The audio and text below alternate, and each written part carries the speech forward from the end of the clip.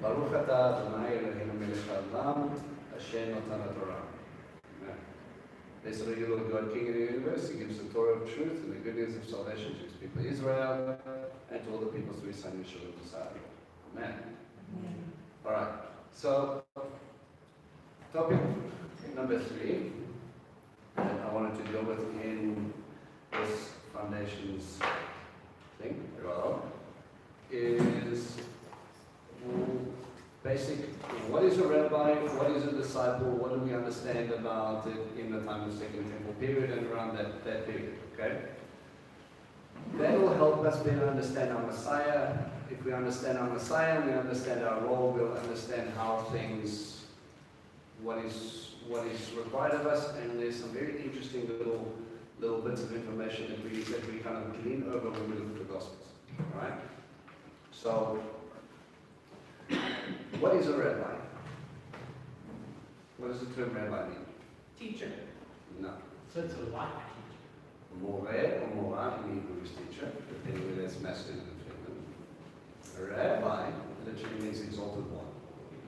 Okay? So there's someone who's lifted up because of Torah. Lifted up because they give their life to the study of Torah. Okay? So a rabbi is not necessarily a mora or more in the way we see it today. A rabbi is someone who is specific dealing with the teaching of Torah and Torah by itself. It is a term of endearment, basically, for people that are well revered in the time of Yeshua. Okay? So when you hear of a rabbi, and we see today it's become a profession.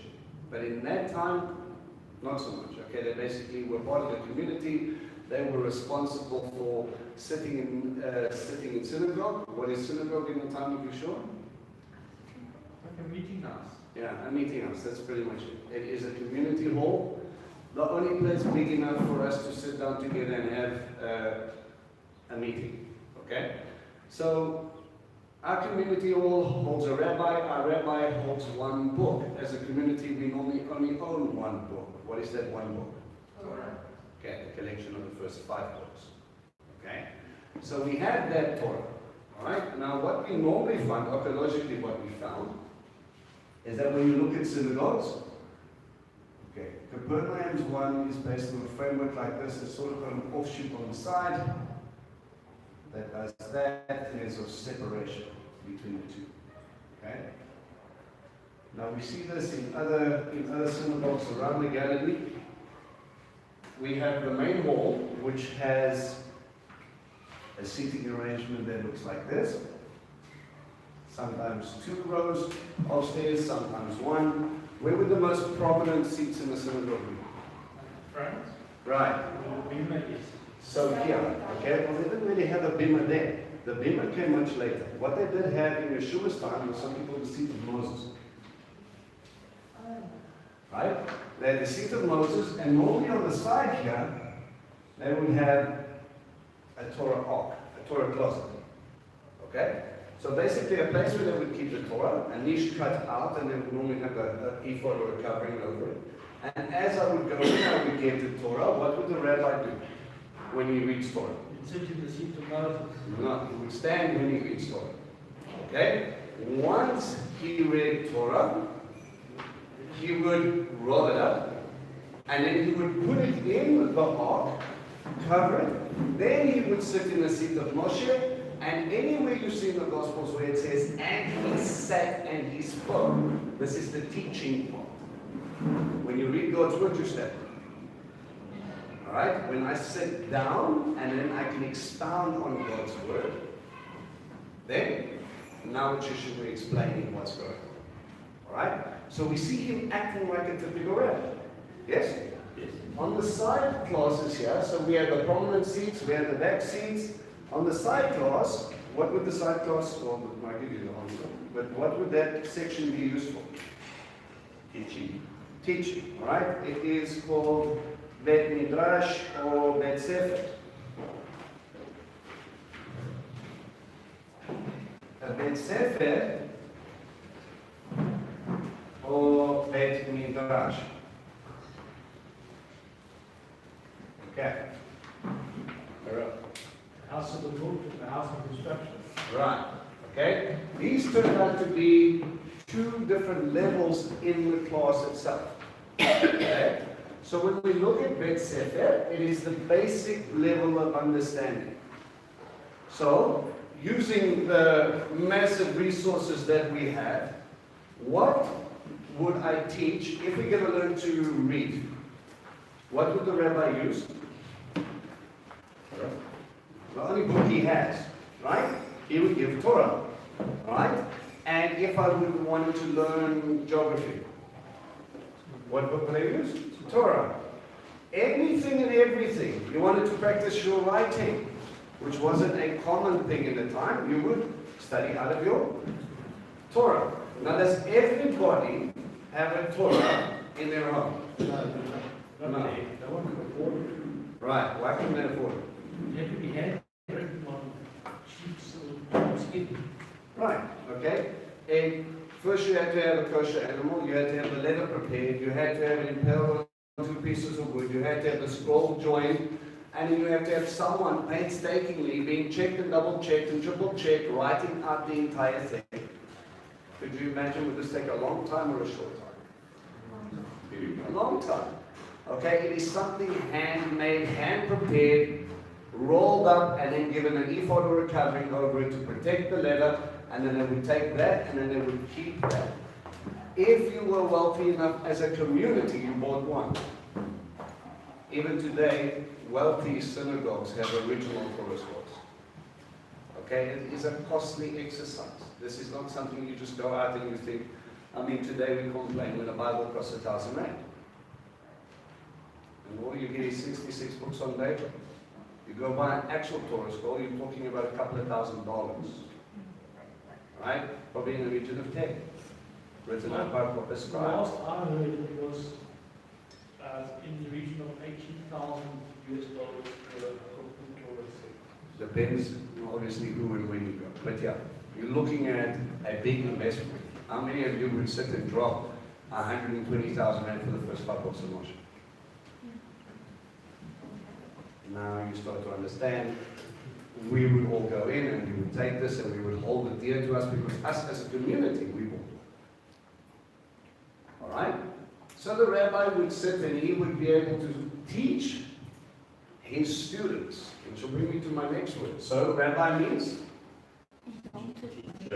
Exalted one. Okay? It is a term of endearment. It is a term of, you know, this guy has given up his entire life and all he does is he teaches us God's word. So Right? it's a rabbi was that not a full-time job for him? He wasn't like... Pretty much, but he probably would have helped it out in the community, but the community probably would have catered for his needs because his job was to take care of our children and teach our kids. Well, we were out fishing, we were out doing this, we were out doing that. We need to build out the community, we all need to eat, right? So we've got fields, we've got, if we were on the Sea of Galilee, we would fish, we would do all those things that would take hours and hours and hours. Where do I get time to teach my kid to read? Okay? So we have developed in the time, just before the time of Yeshua, something called a Rabbi Talmid. A Talmid is a student.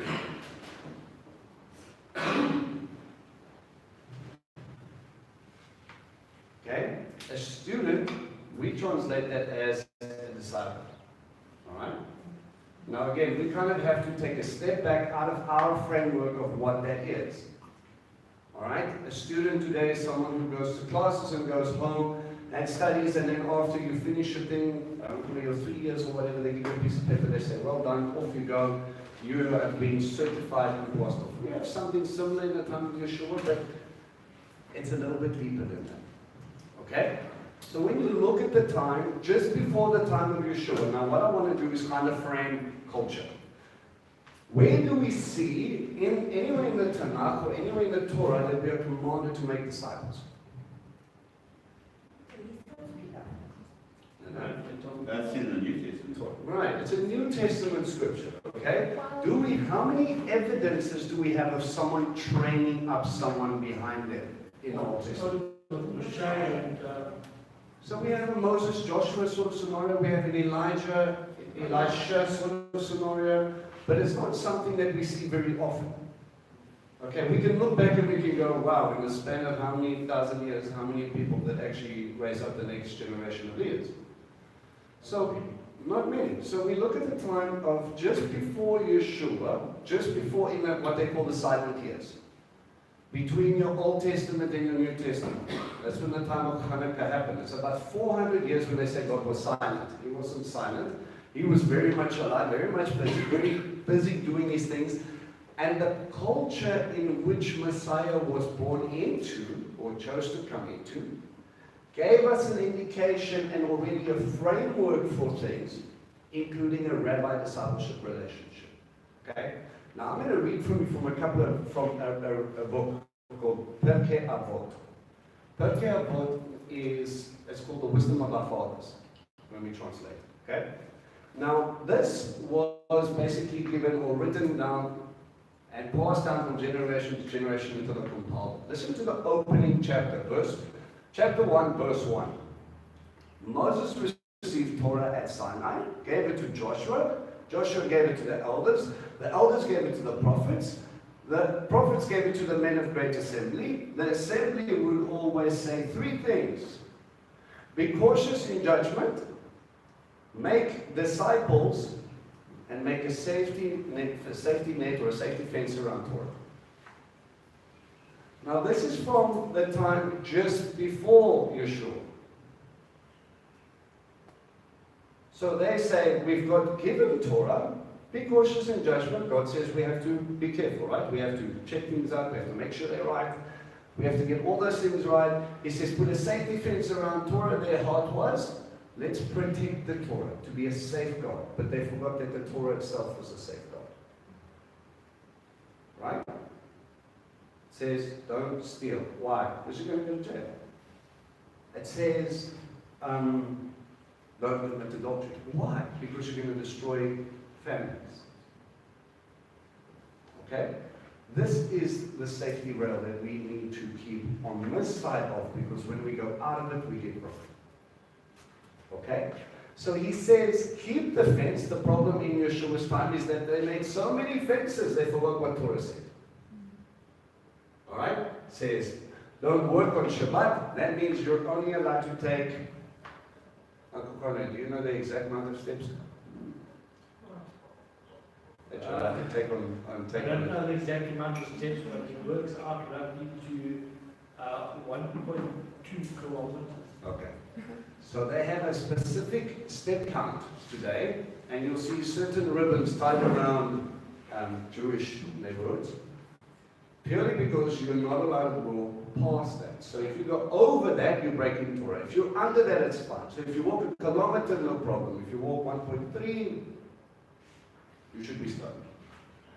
You're not allowed to tear paper, but you're allowed to turn the pages as many pages in the book as you like. That's not good.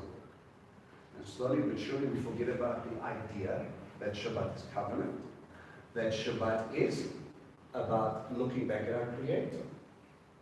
You understand their heart. They don't want to break Torah, they want to keep it safe. But the problem is when this stuff, the fences become more important than Torah, that's where Yeshua steps in and he starts to change and challenge their interpretation of what they think that means. Okay? Now there were two prominent, there were two prominent rabbis just before the time of Yeshua, by the name of Hillel and Shammai. Okay, in Jewish literature, Hillel was called Hillel the Elder. Alright? Shammai, it was around the time of 50 BC to around the time of 30 BC. So before the time of Christ. Okay? So that was Hillel 1. Yes. They refer to him as Hillel the Elder because obviously after he had his son Simeon, or Shimon ben Hillel. Remember, when you look at Jewish custom, your second name doesn't really come into play. Right? Your identity is whether you're a father or you're a son. Depending on who you're talking to, your name changes. So when someone would be talking to me, and they would say, Vincent, son of Mervyn. You're like, yeah. But when they talk to Jaden, it would be, Jaden, son of Vincent, and so you go on, you define about your relationships, about who you belong to. Okay? Now, that became sort of an offset when they started up schools. All right? Now, the more famous rabbis set up their own, let's call it a yeshiva college, sort of similar. A yeshiva is a place of study. And they called whoever studied with Hillel, Bet Hillel, the house of Hillel, and the other one was Bet Shammai, the house of Shammai. Now, in that time, a rabbi is someone that you would, and I'm going to go into this more later, is someone that you wanted to be trained by. Okay?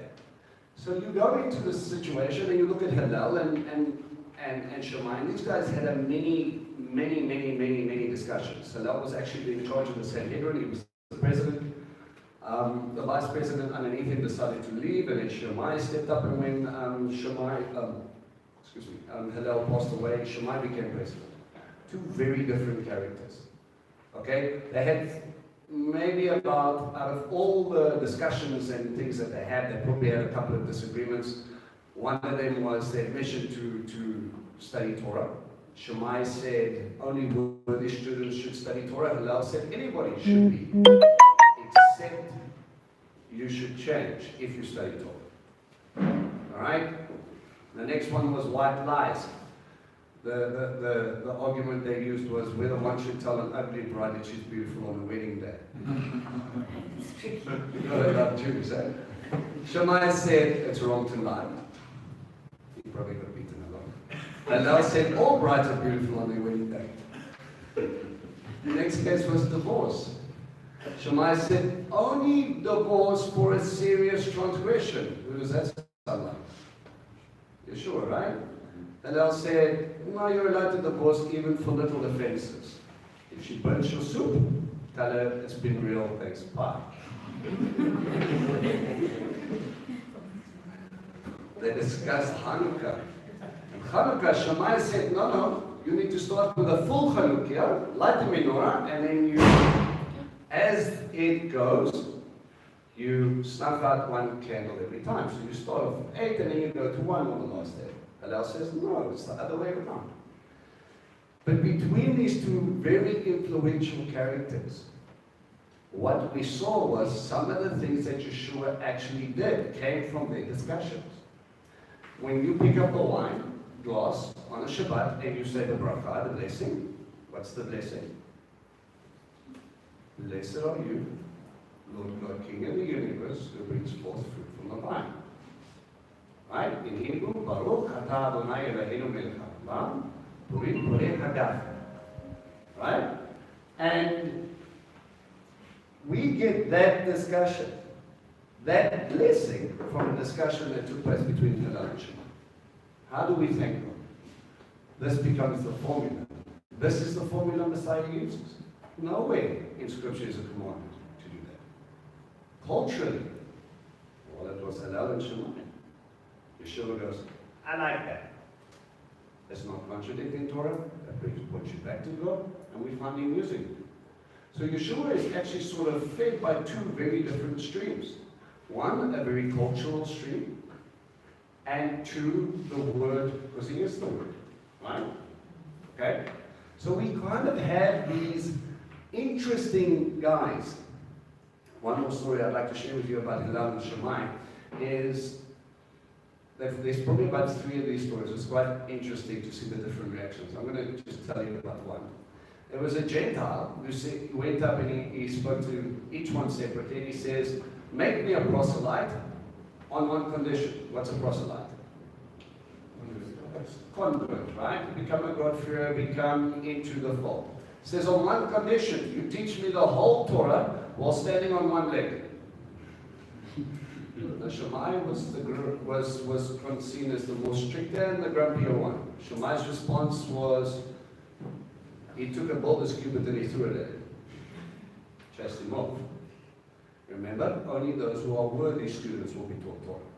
Don't come here and make a mockery thinking I can teach you this. He spent his entire life studying. Right? The rabbis still say today, it says, a life well lived. He's studying Torah. Yeah? Hillel says, He stands on one leg and he goes, what is hateful to you, don't do to your neighbor. This is the whole Torah, while the rest is commentary. Now go and learn it. Who does that sound like? Yeshua. Right? So we have very interesting, very prominent rabbinic features in the time of Messiah. Now, as a matter of fact, let me just finish this thought. Yeah. As a matter of fact, why do you think Yeshua went to the Galilee to go looking for disciples? Why didn't he go to Jerusalem? Why didn't he go to the Dead Sea region where the scenes were? Why didn't he just walk around and kind of stumble upon anybody? The Galilee would have been part of those that had been sent out from the 10 tribes, generally. And they returned in to be kings. And the 10 tribes were put out and they brought others in. Still doesn't explain discipleship. Very clever rabbi told me there were lots of schools of rabbinism in the area. They took, Galilee became the place of getting away from the city and the focus of temple and going to give your life to a study of Torah. We find more Bet Sefers or Bet Midrash's classrooms attached to the synagogues in Galilee than anywhere else. They were extremely pious, extremely devout, and they were constantly looking. This was the place for discipleship. So this was already set up. They went over there. It was prominent in the time. And Yeshua went to say, well, these guys want to be disciples. Let's go find one. Okay? So he chose the place where they chose to settle expecting him. You know, when Yeshua gets questioned, he says, you know, in Luke 20, they ask him, by whose authority do you do these things? They're not asking him who's empowering him. They're asking who trained him. Was it Shammai? Was it Hillel? Who can we go to and report to and check that you're kosher or not? And he said, no, you're looking to a man. I didn't come from a man. That's why he points him to the question about John the Baptist. But whose authority did he do the things that he did? And then they go, well, if we say it wasn't from God, the people are going to beat us because everybody recognizes John as a prophet. But if we say it was, well, if it was of man, they will beat us. If he says from God, he says, why don't you listen to him? Right? So Yeshua says to them, well, if you don't know where John got his authority, I'm not going to tell you where I get mine. The point was simply this. We both got our authority from him.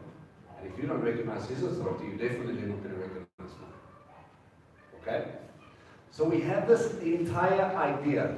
But before we get into how this whole discipleship program worked, I want to go through basically just very quickly 3 teaching tools rabbis used in the time of Messiah. Okay? So what we would normally see, just in 3 points, and we mentioned this quite a bit, the first one being a remez. A remez is a hint, or a link, or a clue referring to a verse. Now remember, I have a Torah scroll. We, as a family, have a Torah scroll in our community. How many chapters and verses are in the Torah? Written in the time of Messiah.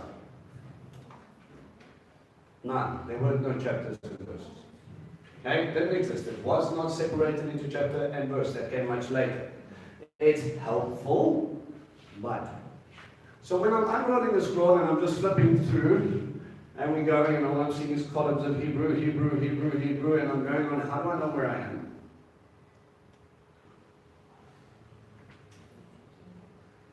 We break No text.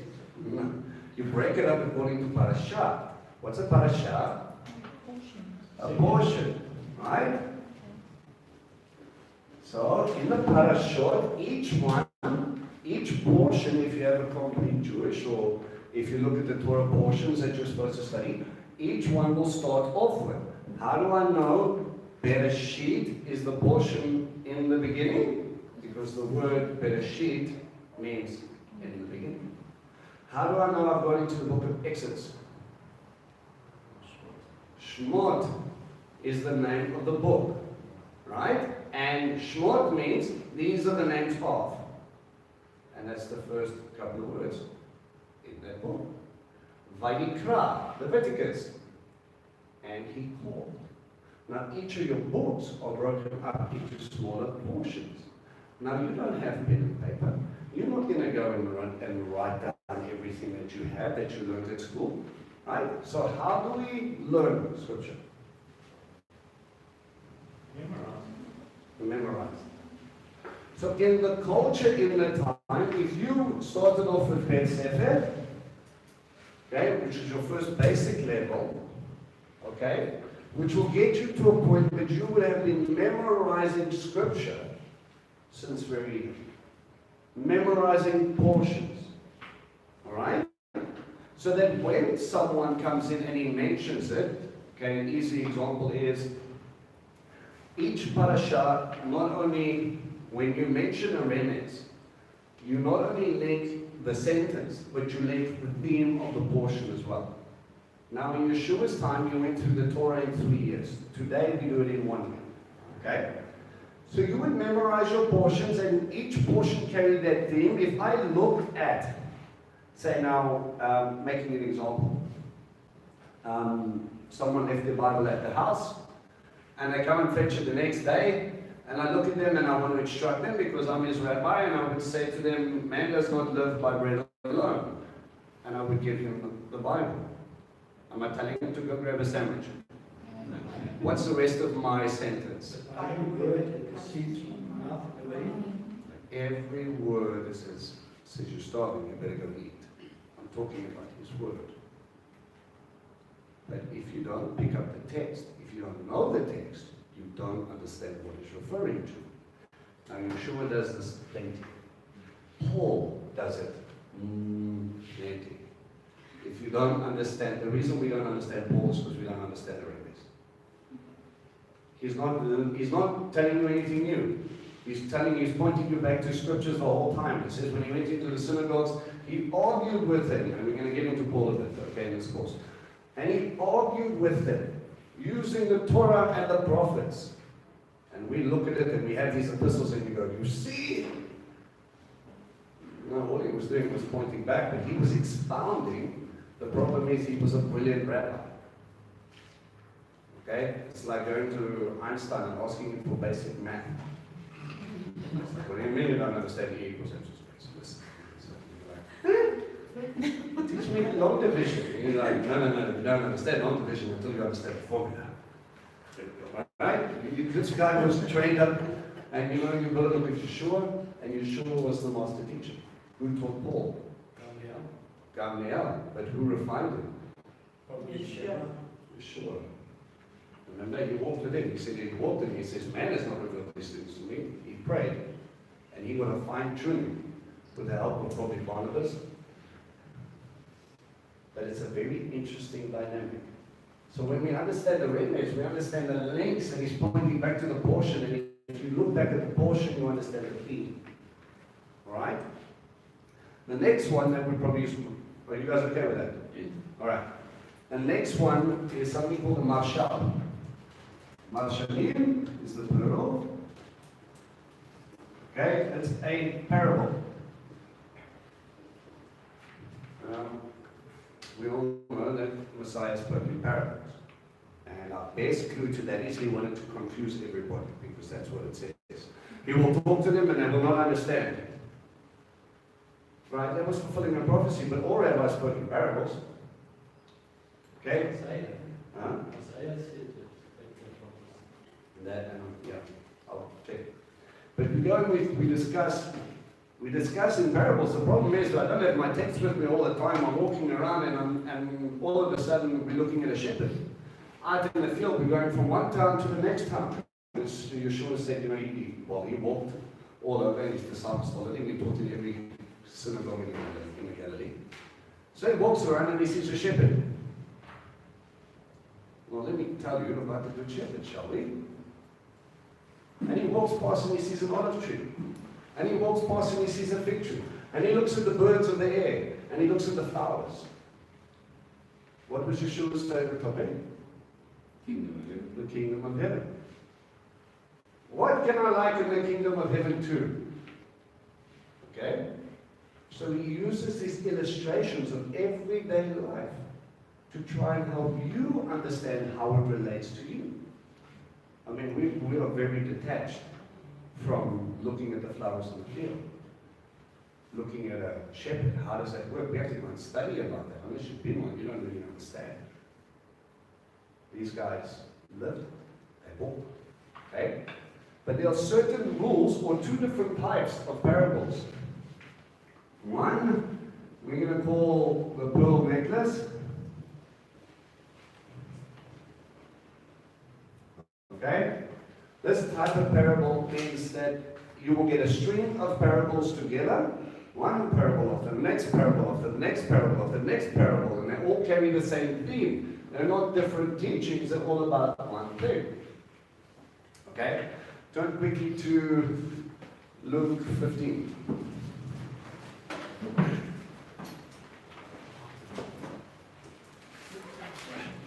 Yeah, Luke 15.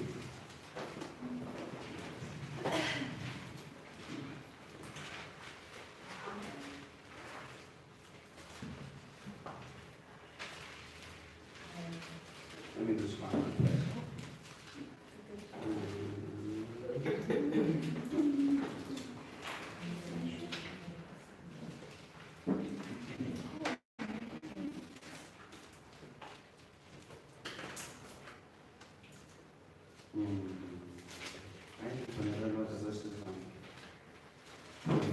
Try again, please.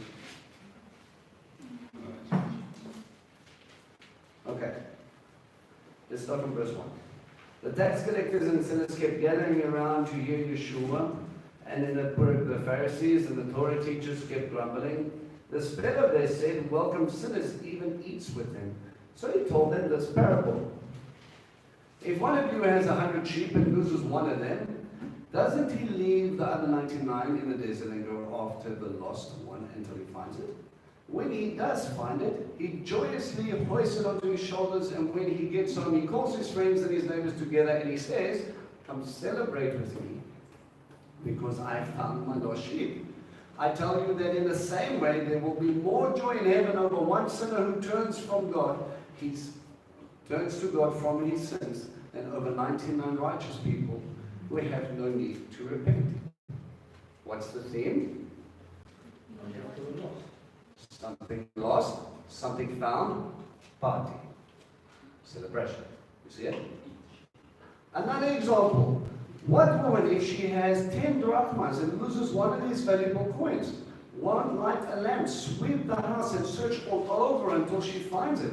And when she does find it, she calls her friends and her neighbors together and says, come celebrate with me, because I found the drachma I lost. In the same way, I tell you, there is joy among God's angels when one sinner repents. Something lost, something found, celebration. Sorry, if you go to the beginning of each parable, it belonged to the shepherd. There was a belonging, then a losing, then a return. Well, it had to be yours if you lost it, absolutely. Right? But remember, God is the creator of all things. So he created everybody, and they walked away from him, regardless. Okay. Says, again Yeshua said, a man has 2 sons. A younger of them said to his father, Father, give me the share of the estate that will be mine. Daddy dropped dead and died. I want my money. When do you receive your inheritance? When there's a death. Why is he talking to the person still living? So the father divided the property between them. As soon as he could convert his share to cash, the younger son left home and went off to a distant country. Okay. Now this has only ever happened like 3 times in Middle Eastern custom. This is simply not done. You are not only shaming your father, you are shaming your village. Okay? What should have happened to a son like this? Hiding. They would have stoned him. He would have been rebellious. Not just a hiding. Death sentence. Stoning as in the sense of Palestinians and not as in the sense of God. Okay? He went off. It says, where he squandered his money in reckless living. But after he spent it all, a severe famine arose throughout the country and began to feel the pinch. So he went and attached himself to one of the citizens of that country, sent him into his fields to feed the pigs. All right. Now, when it says he went over to a distant country or went to another country, there's sometimes it's 10 k's down the road. It's not the fact that it's distant, but it is distant as in distant from God. All right. So when we look at Galilee itself, if Galilee is in the shape of a quinoa, okay, okay. Over here you have the region of what they call the Decapolis. We do it in dotted lines. Okay, 10 pagan cities.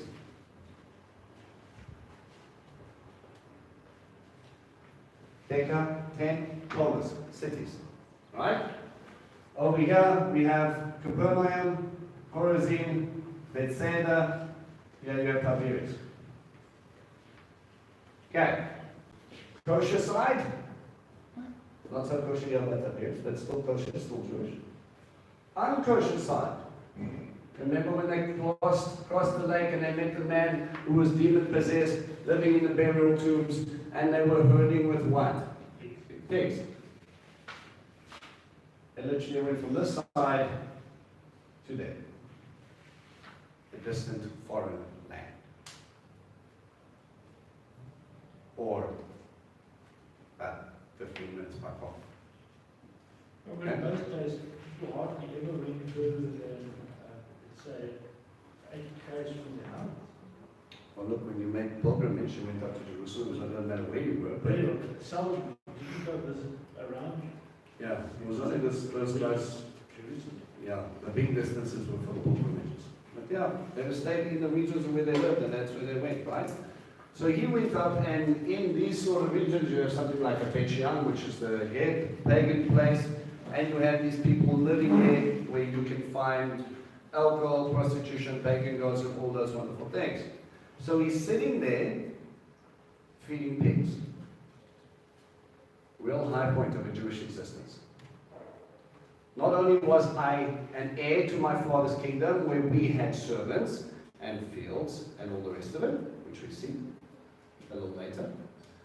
Now he's less than the servants in his father's kingdom.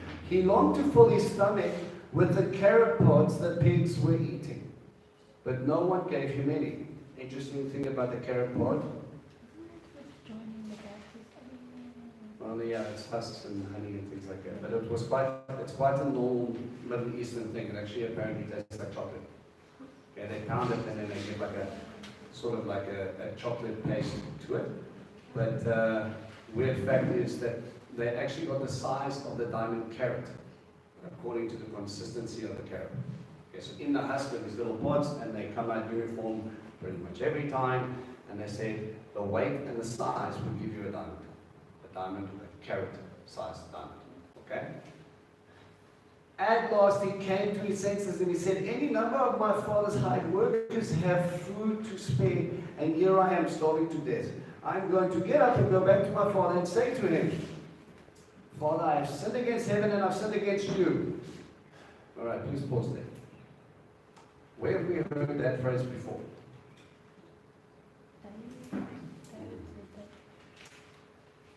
Pharaoh. Passover. Plagues happening. He goes, this time I have sinned against heaven and sinned against you. Did Pharaoh, was he repentant? No, he wanted the plague to stop. Is this boy repentant? Or does he just want to get fed? No, he just wants to get fed. He wants a job. His motivation to go home is to get fed, not to right the wrong he did to his father. Listen to the motivation. I am starving to death. I'm going to get up and go back to my father and say to him, Father, I've sinned against heaven and sinned against you. I'm no longer worthy to be called your son. Treat me like one of your hired servants. I want a better job than I'm in now. His motivation is food. Teshuvah comes from the heart, not from your stomach. If you haven't figured that out yet, stay after. We'll chat. I am no longer worthy to be called your son, so treat me like one of your hired servants. So he got up and started back to his father. But while he was still a long way off, his father saw him and was moved with pity. He he ran and threw his arms around him and kissed him warmly. Hang on a second. We glossed over this. Number one, what was Daddy doing? Looking out for his son, waiting for him to come back home. Right? And then Daddy does something that no patriarch you find does. Shows Public sign of affection. Hold on, How do you run if you're wearing a skirt? showed his Okay. Lots of study. You gird your loin, right? Remember, you are naked if you're showing anything above your ankle. Publicly, I'm naked, right? So I have a long sort of ensemble. I grab the back and I pull it up. When I pull it up, it starts to rise up. And I'm showing a lot more leg than what I should be. Now, if you are the patriarch, you are the head of this group of people, it is shameful for you to run. Now, why does he do that? Because the son not only shamed the father, not only annoyed his brother, but he shamed the village. The villagers had every right to take their kid out and stone him. Why weren't they looking for him? Because they were too busy watching Daddy sprint down, and I'm seeing legs for the first time. By the time they realized where he was going, he was already way in front of everybody else. He took the shame instead of the son taking the shame. Okay? Where am I? So he ran up to him, threw his arms around him and kissed him warmly. He has not said anything. He has not said, Daddy, I'm sorry. His father has taken his shame, he sprinted towards him, he's grabbed hold of him. He said, his son said to him, Father, I sin against heaven and I sin against you. I'm no longer worthy to be called your son. He carries on with his speech, even though I think he's surprised by his dad's reaction.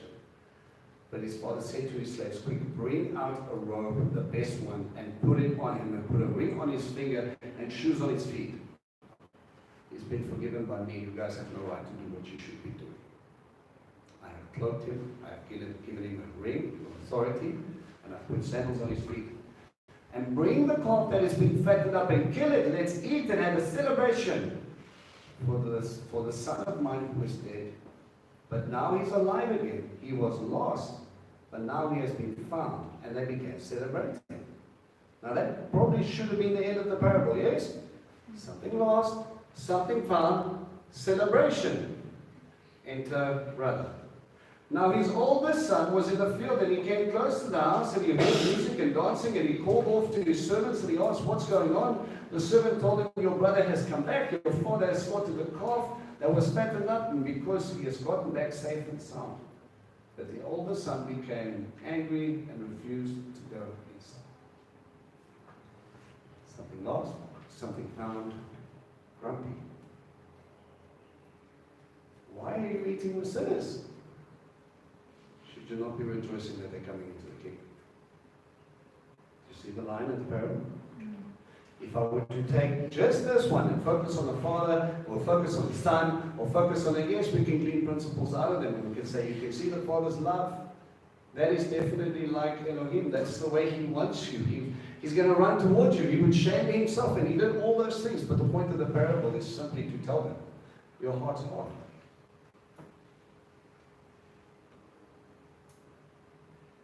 You know, there was one pastor who said, says the people that have been in church the longest should celebrate the hardest when they see a guy coming in, maybe with earrings, tattoos, and all the rest of it. The one person you don't want in your church is, oh no, what are they going to look like? He said you should be celebrating the hardest because they will rejoice in heaven. So why aren't you rejoicing with me? That's a string parable. Okay, the next type of one, I want you to go to Matthew 13. You guys all with me? Yep. All right. Oh, yeah, we're getting no trouble.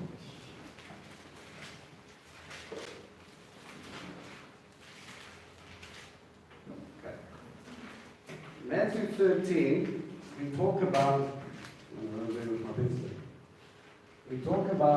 type of parable that's got steps to it. Okay, so each parable is going to be that sort of motif. Okay? So he's not going to link them together. He's showing you different aspects of the same hillside. He's showing you the same thing. Okay? Okay. That same day, Yeshua went out to the house and he sat by the lake. But such a large crowd gathered around him, and he got into the boat and he sat there while his crowd stood on the shore. He told them many things in parables. A farmer went out to sow his seed. As he sowed, some seed fell on the path, and the birds came up and they ate it up. Other seed fell on the rocky patches, and there was not much soil. It sprouted quickly. We know the story, yes? Okay? So, is there anything wrong with the seed in this parable? No. Okay, so the seed is good. Alright? So then, he was all confused and no one understood them, and then they had to sit over there. So I want you to jump forward a little bit to verse 24. Yeshua put before them another parable. The kingdom of heaven is like a man who sowed good seed in his field, but while the people were sleeping, his enemy came and sowed weeds among the wheat and went away. When the wheat sprouted and formed heads of grain, the weeds also appeared. The owner's servants came to him and said, Sir, didn't you sow good seed in your field? Where have the weeds come from? He answered, an enemy has done this. The servants asked him, then what do you want us to go and pull them up? But he said, no, because if you pull up the wheat, you might uproot some of the wheat at the same time. Let them both grow together until the harvest. In the harvest time, I will tell the reapers to collect the weeds first and tie them in bundles to be burned, but to gather the wheat into my barn. So the kingdom of heaven first is about receiving the word of God. Step one. Good soil. It's about your heart. It's the soil that's being planted in is the problem. If you've got rocky, hard soil, it's not going to penetrate. If you fall on the wayside and in the terraces they had a path so that you could water and take care of the stuff along the left and the right, okay? Some would fall on it and then the birds would eat. Things would get stuck away from you. Others thorns and you know the story. You guys with me? The second part is now all of a sudden we've got two different types of seed in the same patch. The seed was not in question, the soil was. Now the seed is in question. Okay? He's talking about the same kingdom. Those who receive the word of God, it's up to you to prepare your heart. Sometimes we will have false beliefs. People that say they're believers but really aren't. They do all the outward stuff, but there's no change. Says, don't stress about it. God will set it. Right? And so he starts to build the case. And he gives you a fuller picture of the kingdom of heaven, using different aspects of a similar story. Okay? You see the difference? Alright? The third thing that they would use, or thinking that you understood, was he understood his own history. He understood his own culture.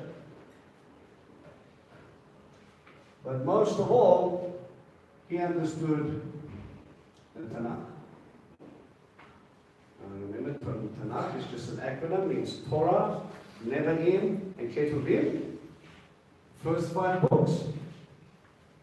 Prophets and writings.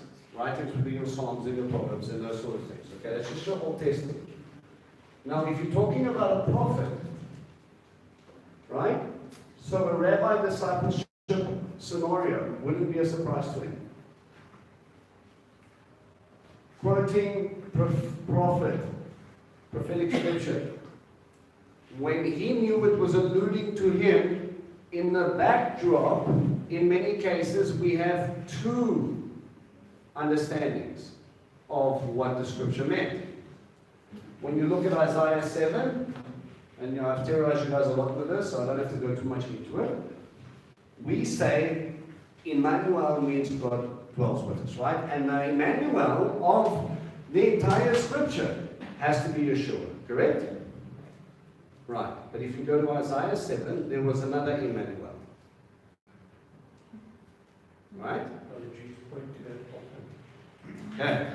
It's confusing, right? The writer in the Gospels makes the illusion because prophecy is cyclical.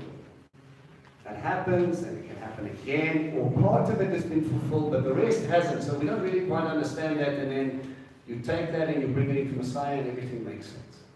Okay? There was Isaiah says to King Ahaz, there was a northern coalition coming up against him. Syria and the northern kingdom of Israel was coming up against Judah. Right? And he was starting to panic. Now he's been kind of doing it his own way, but you remember his grandfather spoke to a guy named Isaiah, and Isaiah was still around, so he said, send me this guy and tell me, what does God say? God says, I'm going to give you a sign, they're not going to win. Vincent paraphrase version. And then they go, all right, that's awesome, but I don't need a sign. He says, no, I'm going to give you a sign. And it says, a virgin will give birth. Now, how can it be a sign for Ahaz? If that happened, if Yeshua was born long after Ahaz is dead.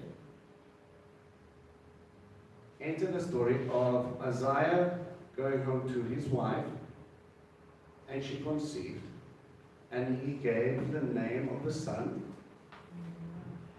Maher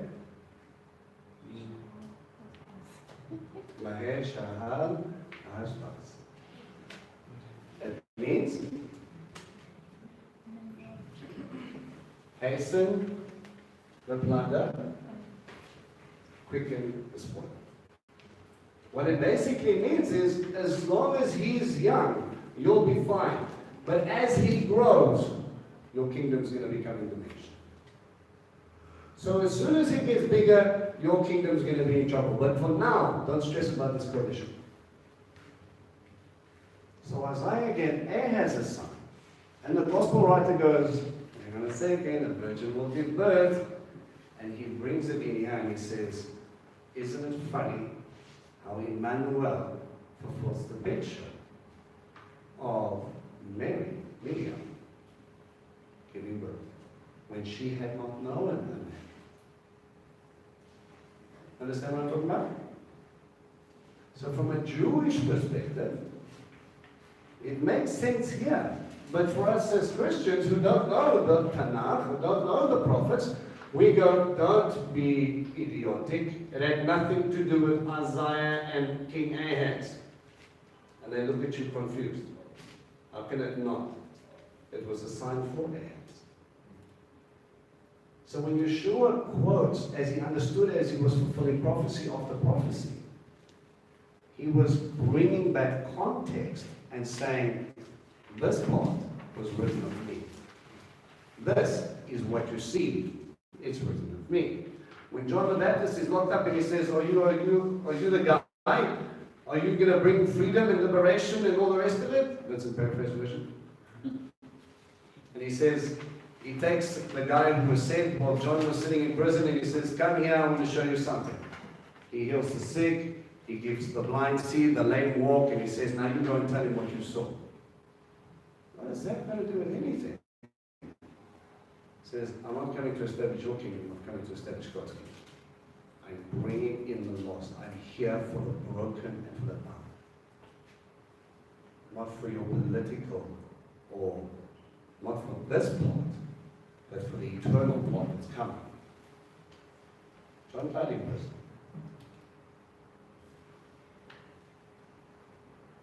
But God's kingdom carried on.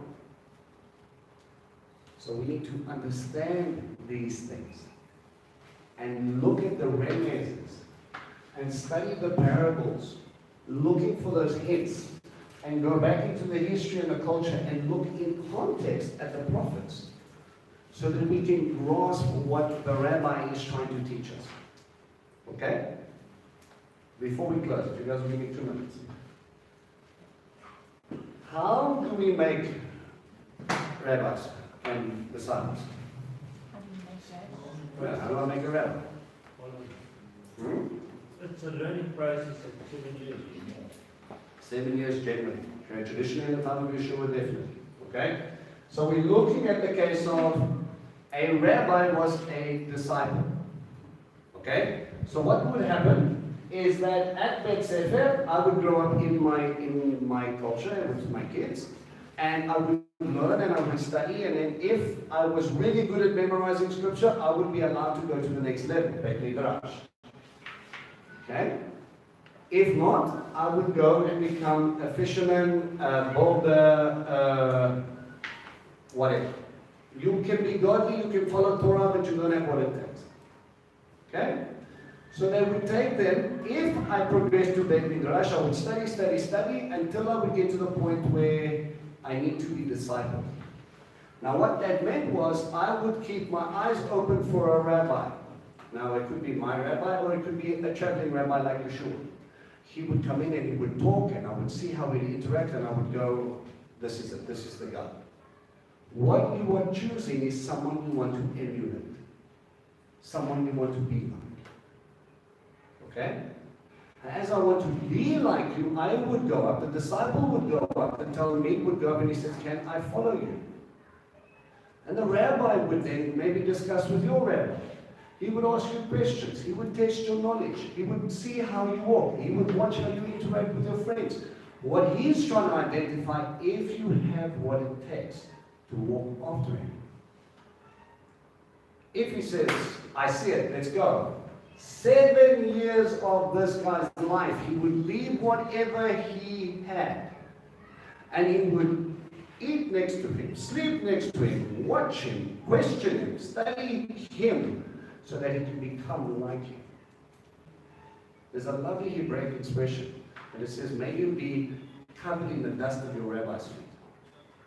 Remember, your walk is about how you do stuff, so may his dust come completely over you, so that when he talks, and when you talk, you sound like each other.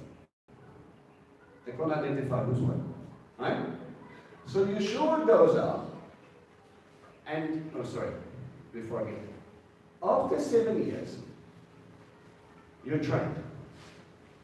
He then gives you a commission. He says, go and make your own disciples.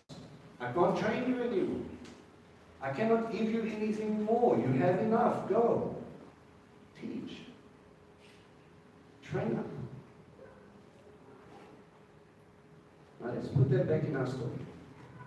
Yeshua is walking around the Galilee where disciples are known to be made. He goes to fishermen. They never made it to the next level. They weren't good enough. They were told, you know what, awesome, but no. And he says, Lech achorah, come and walk after me, come and be like me, come and follow me. And they leave everything, their businesses, their families, and then they said, okay. And their parents were probably happy because being a rabbi is something to be exalted in the community. You're never going to be rich, but you know what?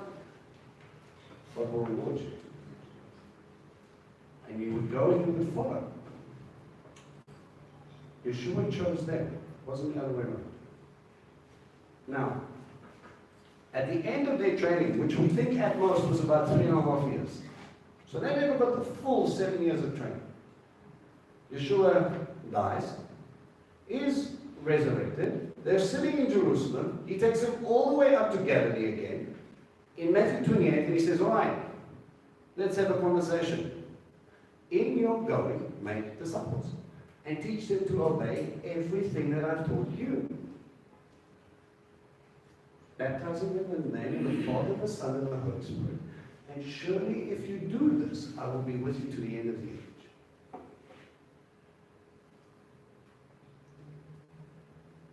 What we are called to do is not be a believer.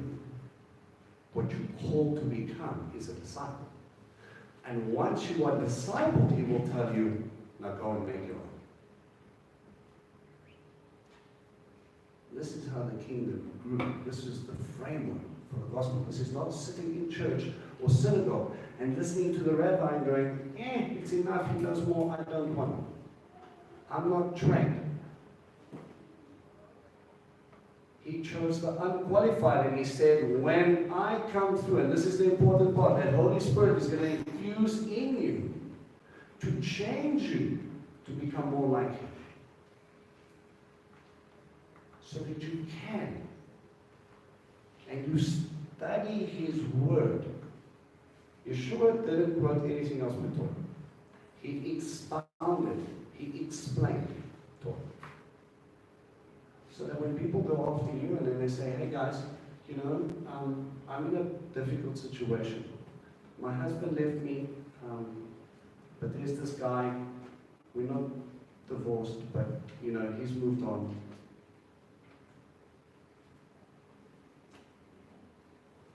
Do you think it's okay for me to move on?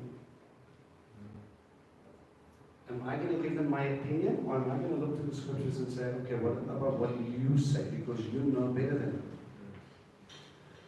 There are so many different situations and difficulties that we need to look to God for. As Yeshua taught, for He is the Word, and I give them Him. I give them that heart. I don't give anything of myself. Listen to me. If you understand this right, every time you open up the scriptures, you should be looking to study it so that you can live it. The highest form of worship is not praise and worship. The highest form of worship is studying the Word of God to become like Yeshua. It is a living sacrifice. You are laying down your life to become like Him. Now the Great Commission which He gave us is wherever you go, make disciples. Now that gives you a twofold response right here. Number one, acknowledge where you are. If I'm not at the place where God has released me to go and teach others, it means I can share, but I don't have the responsibility yet. But I have the goal. God showed me 3 stages in my walk, so I'm going to share this with you. When I was saved, I became a believer. I believed He existed. That was a shell shock for me.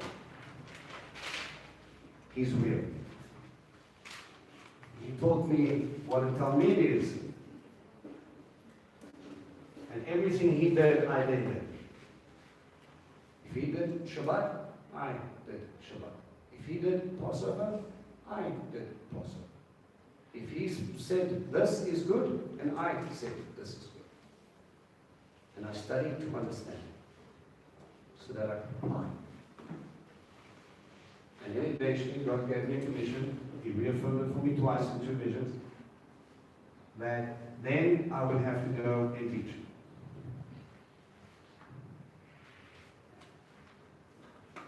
He saw me as a leader. I still don't see myself as one, but I'm fulfilling the mitzvah that He gave me.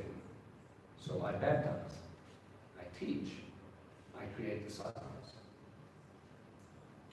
This isn't about filling seats. This is about training you up so that you don't need me. This is about getting you to the place where you know Him so well that when you talk, people hear Him, not me. So that you can go and teach others. Whether it's 1, whether it's 5. Discipleship is normally a close-knitted group. No, it's not in a stadium talking to 90,000 people. Those moments in time might be good and can be used, but the real grind is I want to see how you respond when you're going through tough times. I want to see how you live when things are going well. I want to see your heart for God every step of this walk. Yeshua was being crucified and He said, forgive them. He celebrated when every sinner turned and came back. about his kingdom, not ours. And if we don't understand people sometimes, that's okay. We just need to keep our eyes focused on him and carry on walking so that we're covered in the dust of his feet. There's another Jewish saying, I'm probably going to slaughter it now, but I'm going to give it a go anyway. May your house be a place for the sages, and may you sit at the feet of your rabbis and drink their words thirsty. How often do you sit at someone who's training you and thirst and hunger for the word? How often do you sit at his feet? This isn't about convenience, it's about life. Okay? All right. I'll touch on this a little bit if you guys want to go into it a little bit more. Our next topic will probably be like the Yeshua for the Torah and pulling out scriptures and things like that to kind of reaffirm that. And then we'll go into the disciples, and then we're going to tackle Paul. All right? Any questions, any thoughts? All right. Great time is at the time.